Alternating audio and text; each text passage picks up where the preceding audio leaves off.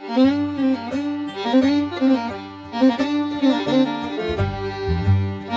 y'all, so short story time. So a few years ago, bought an AR rifle, zeroed it, got ready, got ammo for it, planned on using that as my zombie apocalypse, boogaloo, home defense rifle, blah blah blah, whatever.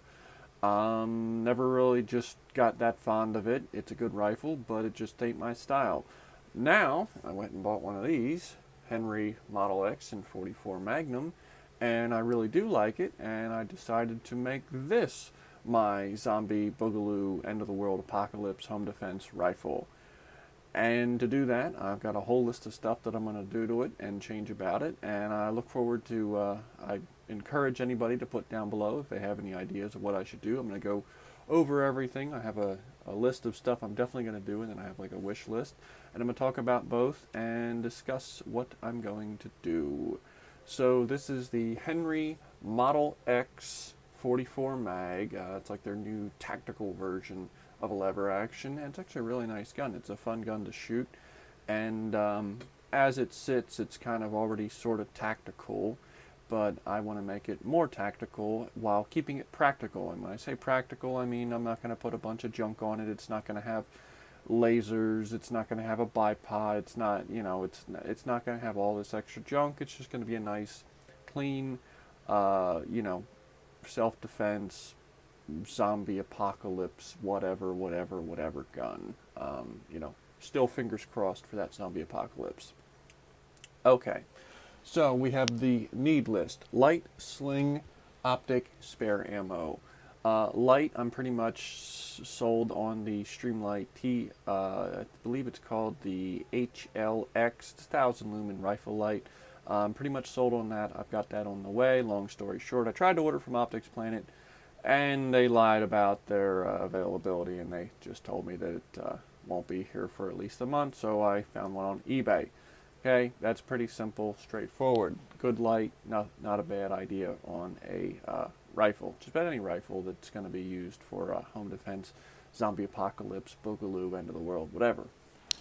Sling, I want to go 2-point adjustable. I'm kind of leaning towards the blue alpha gear, but I don't know a whole lot about tactical 2-point adjustable slings, so that's where I kind of ask anybody who has thoughts or opinions on that. Like I said, I think the only requirement for a sling is I definitely want a 2-point sling, no 1-point getting smacked in the junk. 2-point sling, and I would really like it to be quick adjust, because I am a fan of kind of trying to brace the rifle with the sling and achieve more accurate shots, all that fun, whatever.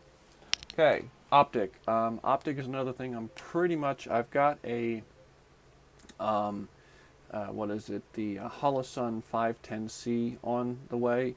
Looked up a bunch of reviews. That seemed to be nice. I wanted to get a reflex sight, and according to everybody online, that's really good for people that have issues with their eyes, which, yippee, I do. So everybody said it was a good optic, so that's what I've got on the way. Again, it's from Amazon, so if someone says, wait, don't get that, it's junk, you should get this, it's 1,000 times better, feel free to let me know down below. I can always change stuff or look into it further.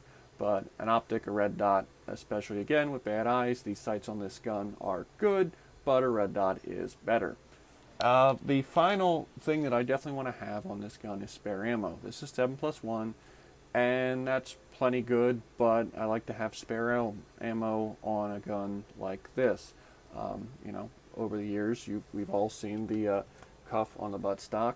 Now, I have two options for spare ammo. One of the things I'm doing is I'm putting the Midwest Industries M-Lock handguard up here instead of this. This has two little sections for M-Lock, which there's nothing wrong with that. I just don't like the polymer, and the M-Lock handguard opens up way more options. So what I'm going to do is I'm going to put that on, and that opens up two options for spare ammo. I could go with the traditional, putting the ammo here on the buttstock, or there's a couple companies that make ammo like little sleeves that go right here. Now it would go right here for me because I'm right-handed, so outside of the gun, but it allows you to put ammo right there. Now, I have no experience with either system on a rifle. I'm assuming this works quite well, putting it there, since that's what everybody keeps doing. But I've only seen a few rifles where people put it right here. I'm assuming it would limit your hand space, but you know, I'm sure given that I kind of grip the gun right here, that still leaves plenty of space for spare ammo. So again, if anybody has any good ideas for keeping spare ammo on the gun, let me know down below. All right, moving into the wish list. Now the wish list is stuff that doesn't have to happen, just kind of personal preference stuff I might look into, things like that. Okay, rear stock. I stated before, not a big fan of the plastic polymer. Look at all the guns I've reviewed. You notice there's not many polymer guns in that list. There's nothing wrong with this, and in fact, I really do like the butt pad on this gun. But I wouldn't mind having a wood rear stock. Now, I don't want to go like traditional beautiful wood just because it would. I mean, everything on this gun is black and tactical. So putting a really nice wood stock on the back would ruin the look. But I have seen a couple different laminated wood stocks that do kind of look neat. I know Boyd's did one. You can get like a laminated, like kind of like the Marlin series, like the SPL has that gray black laminated wood stock. I kind of looked at something like that maybe, but I don't know, besides Boyd's, which is kind of expensive, who else out there might make a rear stock. So by all means, let me know down below if you know of anywhere to get a wood stock for the Henry lever action, the big boy 44 mag. Next, the muzzle device. Now, this is a threaded barrel. First time getting a rifle that's got a threaded barrel and nothing on it. I've got a couple of rifles like my AR and stuff that's got a flash hider or something of that sort, but first time getting something with a threaded barrel and nothing on it, like I said.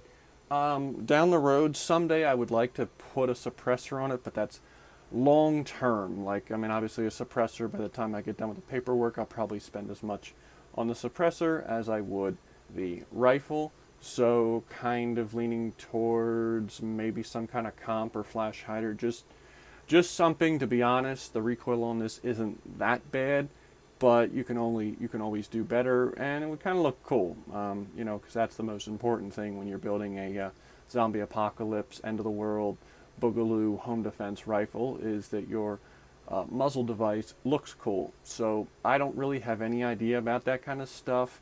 Something I've noticed is that you can look on eBay and you can find stuff from $10. You can go on some of the websites and see stuff for $100.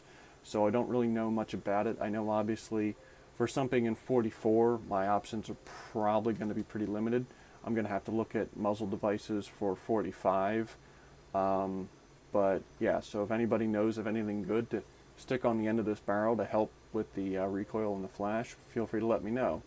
Also, if anybody knows of a really good suppressor for something, again, I'm assuming I need a suppressor for a 45, feel free to let me know down below. Again, that's kind of a long-term goal someday, but I would like to get a suppressor for this rifle.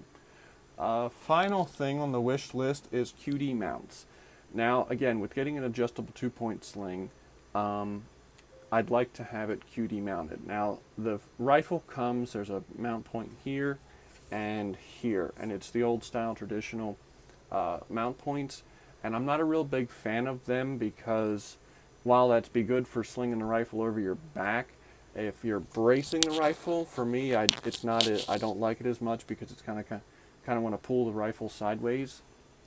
That's why I kind of want to have, I'm going to have it mounted on the side here so I can pull straight into it. But I want to get QD mounts. Now when I get the M-LOK handguard, that's going to be real easy on the front. The back, on the other hand, is going to be a completely different situation. I have two options. I can either drill into this and mount the cup itself. You can buy a QD mount cup that you drill the hole, thread it, screw this in and epoxy it in, and then it's there. Or, and this is something I saw, Chris Costa has a really nice 4570 that he had built for him, and what they did was they took like an M-LOK QD cup and just screwed it in. I'm assuming they use like wood screws or something. Screwed it into the back of the stock and just used that. But both of them, obviously, I'm drilling into the stock, which is something I'm not super keen on. Again, it's a brand new rifle, so it's not that big a deal. I'm not destroying it. It's got no collector value. But drilling into it, if I can help doing that, I'd rather not. So feel free to let me know down below. Again, if anybody knows a good way to attach a QD mount to the back of a lever action rifle like this. I know there's different sling options for that, but I really want to go QD just because, gotta stay tactical, and I just want to have that I can easily take the sling on and off. But that's pretty much it. That's what I'm looking at doing.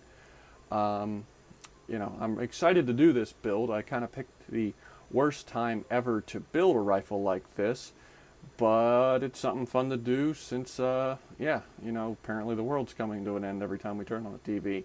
But yeah, let me know down below what ideas you think I should try on this. I'm going to try and do a whole video series on updating this and, all that, and of course I'm going to review the rifle itself at some point. But yeah, if you have any questions, feel free to ask them down below, and have a good day.